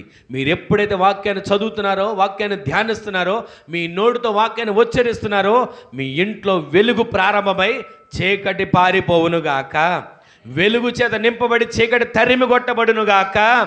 ఆ విధంగా మార్చబడినట్లుగా మీరు ప్రతిరోజు వాక్యాన్ని చదవాలి, ధ్యానించాలి. మీకు చెప్పినట్టున్నాను ఒకసారి. అలా వాక్యాన్ని చదివిన వారు పరిశుద్ధపరచబడతారు. ఎఫెసీ పత్రం ఉంటుంది కదా 5వ అధ్యాయంలో, మీరు వాక్యమనే ఉదక స్నానము చేత పరిశుద్ధపరచబడుదురుగాక. వాక్యం చేత పరిశుద్ధపరచబడాలండి. ఆయన రక్తం చేత పరిశుద్ధపరచబడాలండి. పరిశుద్ధ ఆత్మ చేత పరిశుద్ధపరచబడాలండి. ప్రతిరోజు కూడా దావీదునకు చూపిన శాశ్వత కృప దేవుడు మీకు అనుగ్రహించునుగాక. అలా అనుగ్రహించాలంటే చెవియొగ్గా ఆయన వద్దకు రావాలి. అలా అనుగ్రహించాలంటే ఆయన యొద్దకు వచ్చి మీరు బ్రతుకుతారు. చనిపోయిన పరిస్థితిలో కాదు, నిర్జీవమైన పరిస్థితిలో కాదు, జీవము కలిగిన స్థితిలోకి మీరు మార్చబడుదురుగాక. అలా వచ్చిన మీతో నిత్య నిబంధన చేస్తున్నాడు. ఆ నిత్య నిబంధన చేసిన దేవుడు అంటున్నాడు, దావీదునకు చూపిన శాశ్వత కృప మీకు చూపుతాను. అలా చూపించాలంటే మీరు మొదటిగా ఏం చేయాలి? స్వరాలు గట్టిగా చెప్పండి. స్తుతించాలి. రెండవది, ప్రార్థించే వ్యక్తులుగా మీరు మార్చబడాలి. మూడవది, ఎల్లప్పుడూ మీరు వాక్యాన్ని చదవాలి. అలా వాక్యాన్ని చదవకోకుండా ఒకళ్ళు ఉంటే ఈ రోజు నుంచి మీరు ఆత్మీయతలకు మార్పు తెచ్చుకోండి. ఒకవేళ నేను అన్న మాట మీకు బాధగానే కలిగిన నన్ను దయతో క్షమించి మీరు వాక్యాన్ని చదవండి. ఎల్లప్పుడూ కుటుంబ ప్రార్థన చేయండి. ఇప్పటికే మీరు చేస్తూ ఉంటే దేవునికి మహిమే. కానీ ఇక మీదట ఒకవేళ ప్రార్థన లేకుండా ఉన్నా, ప్రార్థన అంటే విసుగు వస్తున్నా, ప్రార్థన అంటే చిరాకు వస్తున్నా, వాక్యం చదువుతూ నిద్ర వస్తున్నా, ఈ మార్పులన్నీ ఈ రోజు నుంచి తరిమి కొట్టబడును గాక. ఎలాంటి అననుకూలతలు వెంటాడుతున్నాయి, వాక్యం చదవనుకోకుండా, ప్రార్థన చేయనుకోకుండా, స్తుతించకుండా, ఇవన్నీ తరిమి కొట్టబడును గాక. ఈ రోజు నుంచి మీరు స్తుతించే వ్యక్తులుగా మార్చబడండి. ఎల్లప్పుడూ పని చేస్తున్నా స్తుతించండి. ఈ మాటలు గుర్తుపెట్టుకోండి. మీరు పని చేస్తున్నప్పుడే మీకు ఒకటి గుర్తు రావాలి, అయ్యో నేను రాత్రి విన్నాను, నేను స్తుతిస్తా అని స్తుతించే గుంపులు మీరు మార్చబడాలి. దేవా, నీవు ఇచ్చిన ఆరోగ్యాన్ని బట్టి నీకు వందనాలయ్యా, నిన్ను స్తుతిస్తున్నాను. నీవు ఇచ్చిన ఆయుష్ని బట్టి నీకు వందనాలయ్యా, నువ్వు నాకు ఇచ్చిన కుటుంబాన్ని బట్టి వందనాలయ్యా. ఆయన్ని స్తుతించండి. ఈరోజు బ్రతుకున్నామండి. కొంతమంది అంటారు, ఏమండి ఏదైనా మేలు చేస్తే స్తుతించాలండి, ఏదైనా కార్యం జరిగితే స్తుతించాలండి, అవ్వదనుకున్న పని అయితే స్తుతించాలండి, దానికోసమైనా స్తుతించడం? అసలు ఈరోజు బ్రతుకున్నామండి, దానిని బట్టి ఆయన స్తుతించే వారిగా మార్చబడుదుము గాక. నీవు నేను బ్రతుకున్నాం, దాన్ని బట్టి స్తుతించాలి. మృతులు ఆయన్ని స్తుతించలేరు, మన్ను ఆయన స్తుతించలేదు. బ్రతుకున్న నీవు నేను ఆయన్ను స్తుతించి ఆయనకు మహిమ తెచ్చే వ్యక్తులుగా మార్చబడుదుము గాక. రెండవది ఏముండాలి? త్వరగా చెప్పండి. ఏం చేయాలండి? ప్రార్థించే వ్యక్తులుగా మీరు మార్చబడుదురుగాక. మూడోది ఏం చదవాలి? ప్రతిరోజు మీరు వాక్యాన్ని చదవండి. వాక్యాన్ని ఒకరు చదవడం రాదా? పిల్లలతో చదివించి వినండి. మీ జీవితాలు మార్చబడబోతే నన్ను అడగండి. దేవుని సన్నిధిలో ఎల్లప్పుడూ మీరు స్తుతించే వారిగా ఉండాలి. నేను 1000 స్తుతుల పుస్తకాన్ని బంకులో డ్యూటీ చేస్తాకు వెళ్ళినప్పుడు తీసుకుని వెళ్ళి అర్ధరాత్రి 1 గంటకు మాకు పనులన్నీ అయ్యాయండి.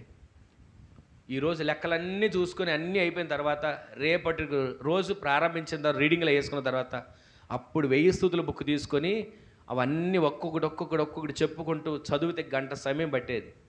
ఈ రోజున ఆ స్తుతుల మూలాన దేవుడు మమ్మల్ని మా స్థితులను మార్చాడు. దేవుని సందులో కుటుంబ ప్రార్థన మూలాన దేవుడు ఇదేనా ఆయన సందులో పరిచర్య చేసే వ్యక్తులుగా మార్చాడు. ఒకరికి బాగోకపోతే పలకరించడానికి వెళ్ళి అక్కడ ఎవరైనా ఒక వ్యక్తి ఉంటే అక్కడికి వెళ్ళి పలకరించడానికి భయపడే వ్యక్తిని నేను. ఒక వ్యక్తి ఉంటే వెళ్ళి ఆయన మాట్లాడడానికి భయపడే వ్యక్తిని నేను. అందరు వెళ్ళిపోయినాక అతని దగ్గరికి వెళ్ళి మాట్లాడేవాడిని. ఏమండి బాగున్నారా, ఎలా ఉంది, ఏమన్నారు డాక్టర్లు అని అడిగేవాడిని. అలాంటి వ్యక్తిని ఈ రోజున ఆయన సందులో మాట్లాడే కృపనిచ్చాడు. ఆయనను గురించి ప్రకటించే కృపనిచ్చాడు. ఏదో అర్హత ఉండి కాదు, యోగ్యత ఉండి కాదు, కేవలం ఆయన చూపిన శాశ్వతమైన కృప. ఈ కృప మీ మీద కూడా చూపబడాలని నా ఆశ. ప్రతిరోజు మీరు స్తుతించడం మొదలుపెట్టండి. ప్రతిరోజు మీరు ప్రార్థన చేయడం మొదలుపెట్టండి. ప్రతిరోజు వాక్యాన్ని చదవడం మొదలుపెట్టండి. ఏమండి ఇవన్నీ మేము ఎప్పుడు చేస్తాను ఉన్నాంలేండి అని అనుకోవచ్చు. యేసుక్రీస్తు ప్రభువారి దగ్గర కూడా ఒక వ్యక్తి వచ్చి అడుగుతాడు, అయ్యా సద్బోధకుడా, నిత్య జీవానికి నేను వారసుడిగా మార్చబడాలంటే ఏం చెయ్యాలి? ఇదిగో తల్లిదండ్రులను సన్మానించు, ఇదిగో ఎదుటి వారిది ఆశించకు, ఒకరిని ప్రేమించు, ఒకరికి ఇది చెయ్యి, ఇవన్నీ చెప్తే ఇవన్నా నేను చిన్నప్పటి నుంచే చేస్తున్నానయ్యా అని అన్నాడు. అనగానే ఆయన ఒక మాట అన్నాడు, ఇన్ని చేస్తున్నా బాగానే ఉంది, నీలో ఒకటి కొదువుగా ఉంది, ఇదిగో నీకున్నదంతా అమ్మి తీసుకెళ్ళి బేదలకు ఇవ్వని అన్నాడు. ఆ మాట అనగానే తను నొచ్చుకొని మొహం మార్చుకొని తిరిగి వెళ్ళిపోయాడు. ఈ రోజున దేవుని సందులో ఉన్న మనం ఇవన్నీ మాకు తెలిసినాయేలేండి. స్తుతించడం మాకు తెలియదా? ప్రార్థన చేయడం మాకు తెలియదా? స్తుతించకుండా ప్రార్థన చేయకుండానే ఇన్ని రోజులు భక్తి చేశామా అని అనుకోవచ్చు. కానీ ఈ రోజు నుంచి మీ స్తుతిలో ఒక మార్పు కలగాలి. ఆమేన్ చెప్పండి. మీ ప్రార్థన జీవితంలో ఒక మార్పు కలగాలి. ఆమేన్ చెప్పండి. మీరు వాక్యాన్ని చదువుతుండగా మీ ఇంట్లో ఉన్న చీకటి బయటికి వెళ్ళిపోవాలి. ఆమేన్ చెప్పండి. వెంటాడుతున్న చీకటి, వేధిస్తున్న చీకటి, కలవరాలైన చీకటి మీరు వాక్యాన్ని చదువుతుండగానే మీ ఇంటిని, మీ ఒంటిని విడిచి బయటికి వెళ్ళేటట్లుగా దేవుడు కార్యాలు జరిగించునుగాక. అలా వాక్యాన్ని చదివి చూడండి, గొప్ప కార్యాలు మీ ఇంట్లో జరగబోతున్నాయి. ఈ రోజున ఈ మాటలు వింటున్న మీరు దావీదునకు చూపిన శాశ్వతమైన కృప మీకు చూపబడాలి. అట్టి కృప చేత మీరు నింపబడాలి. ఆ విధంగా మీరు మార్చబడాలంటే చివరిగా ఒకే ఒక మాట, క్రీస్తు రక్తం చేత కడగబడాలి. ఒకవేళ మందిరానికి వచ్చి సభ్యుడిగా ఉన్నా, రక్తం చేత కడగబడకుండా ఉన్నా, ఈ రాత్రి ఒక తీర్మానం చేసుకోండి. సభ్యుడిగా ఇక్కడ కనబడతాం కాదయ్యా, నీ నిత్య రాజ్యంలో నేను సభ్యుడిగా కనబడాలి. ఇదిగో నీ రక్తం చేత నేను కడగబడతాను. అందుకే మన కోసమైన శిలువలో రక్తాన్ని కార్చాడు. అందుకే మన కోసం మన పాపాన్ని ఆయన భరించడానికి మరణపు ముళ్ళును విరిచి మరలా ఆయన తిరిగి లేచింది దేనికంటే మన మీద ఉన్న పాపంతా ఆయన వేసుకున్నాడు, భరించాడు. శిలువలో మన కోసం అంతా సహించాడు. పిడిగుద్దులు తిన్నాడు, ముళ్ళ కిరీటం తీసుకొచ్చి తల మీద పెట్టి రెల్లుతో కొడుతుంటే ఆ కష్టం, ఆ బాధ అంతా అనుభవించాడు. ఎంత ఆయన రక్తం కారిపోతున్నా, గెత్సెమనే తోటలో సగం రక్తం కారిపోయినా, సిలువ మీదకి తీసుకువెళ్ళేటప్పుడు కొరడా దెబ్బలతో కొడుతున్నా, సిలువకి ఎక్కించిన తర్వాత అంగీలు పంచుకోవడానికి వాళ్ళు చీట్లు వేసుకుంటున్నా, ఆయన మన కోసం సహించాడు. దేనికో తెలుసా? నిత్య రాజ్యాలు మన వారసులుగా మార్చడానికి, దావీదునికి చూపిన శాశ్వత కృప చూపడానికి ఆయన ఇంకా మన కోసం చేతులు చాపే ఉన్నాడు. నాకు శాశ్వత కృప వద్దండి, ఈ లోకంలో అవసరాలు తీరే కృప ఉంటే చాలు. శాశ్వత కృప అవసరం లేదండి, ఇక్కడ అప్పులు తీరితే చాలు. శాశ్వత కృప అవసరం లేదండి, నాకు ఆ పూటకు ఏ పూటకు కావాల్సిన ఆహారం ఆ పూట దొరికితే చాలు అని అనుకుంటున్నారా? ఒక్క క్షణం ఆగి ఆలోచించండి. ఆయన మనకు సమస్తాన్ని అనుగ్రహింపజేసింది దేనికి? మనల్ని ధనవంతులుగా చేయడానికి ఆయన దరిద్రుడిగా మార్చబడింది దేనికి? ప్రతిరోజు కూడా మనం ఆయన రక్తం చేత కడగబడి, శుద్ధీకరించబడి, పరిశుద్ధులుగా మార్చబడి, ఆయన ఆత్మచేత నింపబడి ఆయన రాజ్యానికి వారసులుగా మార్చబడేటట్లు దేవుడు నిత్య రాజ్యానికి మనలందరినీ వారసులుగా మార్చునుగాక. మూలవాక్యం ఏంటిదండి? చెవియొగ్గి నా యొద్దకు రండి, వచ్చని మీరు బ్రతుకుతారు. చెవియొగ్గి నా యొద్దకు రండి, నేను మీతో నిత్య నిబంధన చేస్తాను. చెవియొగ్గి నా యొద్దకు మీరు వస్తే దావీదునకు చూపిన శాశ్వత కృప మీకు చూపుతాను. ఆ కృప చూపాలంటే మనం ఎల్లప్పుడూ స్తుతించేవారిగా, ఎల్లప్పుడూ ఆయన సందులో కనిపెట్టి ప్రార్థించేవారిగా, ఎల్లప్పుడూ దేవుని వాక్యాన్ని దివారాత్రులు చదివేవానిగా మన ఆత్మీయ జీవితం మార్చబడి, ఆయన రక్తం చేత కడగబడి, పరిశుద్ధపరచబడి, మారు మనసు పొంది, పశ్చాత్తాపం పొంది, ఆయన బాప్తిస్మాన్ని సిద్ధపడే వ్యక్తులుగా మనము మార్చబడుదుము గాక. ఒకవేళ నేను బాప్తిసం పొందుకున్నానండి అని మీరు అనుకోవచ్చు. బాప్తిసం పొందుకున్న మీరు, రక్షణ పొందుకున్న మీరు, ఆ రక్షణను అంతవరకు కాపాడుకునే ధన్యత దేవుడు దయచేయునుగాక. ఈరోజైనా ఈ మాటలు విన్న తర్వాత అయినా ఒక్క క్షణం ఆగి ఆలోచించి తీర్మానంతో ఒక చిన్న ప్రార్థన చేసుకుందాం. అందరూ మోకరించండి. అందరు కూడా మోకరించండి. ఒక చిన్న ప్రార్థన చేసుకుందాం. అందరు కూడా మోకరించండి. ఎవరికొరు మోకరించి ఒక చిన్న ప్రార్థన చేసుకోండి. చెవి యొగ్గి నీ వద్దకు వస్తానయ్యా, చెవి యొగ్గి నీ మాటలు ఆలకిస్తానయ్యా, చెవి యొగ్గి నీ సన్నిధికి వచ్చి నేను బ్రతికిన వ్యక్తిగా మార్చబడతానయ్యా. ఒక్క క్షణం ప్రార్థన చేసుకుందాం.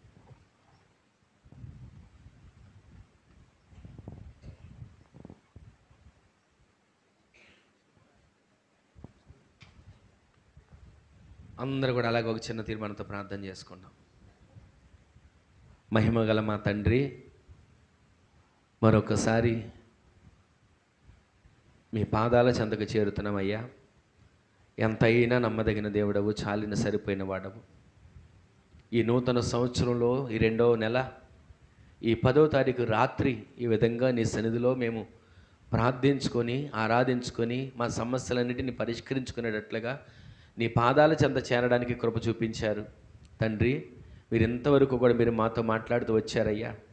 41 రోజుల పాటు మమ్మల్ని కంచివేసి కాపాడి ఇదిగో 42వ రోజులు అడుగు పెట్టడానికి కృప చూపించారు. ఈ రాత్రి ఇంతవరకు కూడా మీరు మీ దాసులు నిలబెట్టుకొని మాతో మీరు మాట్లాడిన ప్రతి మాటను అయ్యా ఇదిగో మేము ఆ మాటకు అప్పగించుకుంటున్నాం. దావీదునికి చూపిన శాశ్వత కృప మాకు చూపబడాలని మేము ఆశపడుతున్నామయ్యా.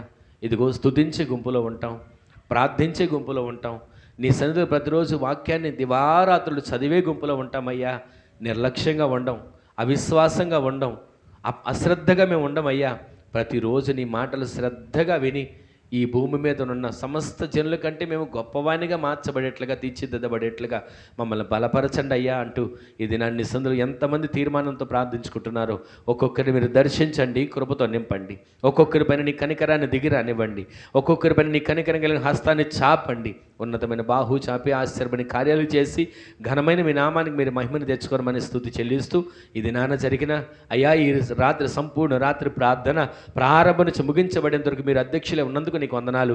జరగబోతున్న కార్యక్రమాన్ని కూడా మీ చేతులకు అప్పగించుకుంటున్నాం. మహిమకరంగా జరిగించండి తండ్రి. ఇదిగోనైనా మరొకసారి సేవకుల కొరకు, సేవకురాలి కొరకు, ఇదిగోనైనా తల్లి కొరకు ప్రార్థన చేస్తున్నాము. బలహీనతల నుంచి తొలగించండి యేసు నామములో. ఇప్పుడే నీ గాయపడిన హస్తము తల్లిపైన చాపబడును గాక అని ప్రార్థిస్తున్నాము.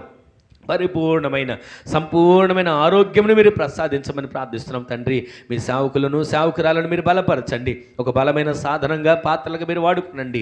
ఈ ప్రాంత ప్రజలందరికీ దీవెనకరంగా ఈ పరిచర్యని మీరు మార్చండి. ఇదిగో నేను బిడ్డల కొరకు ప్రార్థిస్తున్నాను అయ్యా. బిడ్డల చదువుల్లో తోడే ఉండండి. ప్రతిదినం కూడా బిడ్డలు మరింత ఆత్మీయంగా ఎదగడానికి కృప చూపించండి. వెంబడిస్తున్న విశ్వాసాల కుటుంబాలన్నిటి కొరకు ప్రార్థిస్తున్నాము.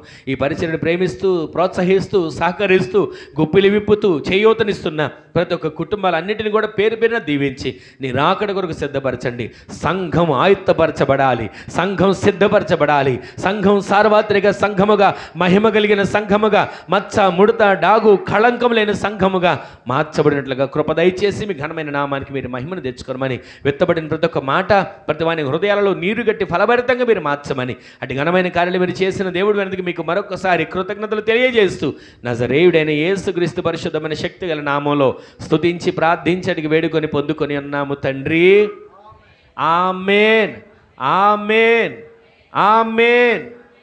ఒకసారి అందరికీ